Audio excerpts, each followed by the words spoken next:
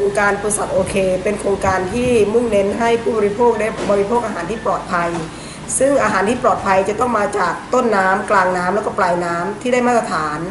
ประชาชนจะได้บริโภคอาหารที่ปลอดภัยปลอดจากสารตกค้างปลอดจากสารพิษต่างๆเป็นการยกระดับคุณภาพชีวิตโดยผู้ประกอบการหรือสถานที่จำหน่ายจะต้องผ่านการรับรองต้องมีกฎเกณฑ์ทั้งหมด4ข้อนะคะ 1. ผลิตภัณฑ์หรือสินค้าจะต้องมาจากฟาร์มมาตรฐาน 2. โรงฆ่าสัตว์จะต้องถูกสุขอนามัยและได้รับการรับรองมาตรฐาน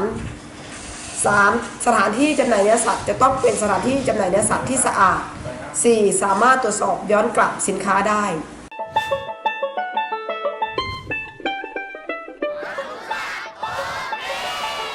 สนับสนุนโดยกรมปศุสัตว์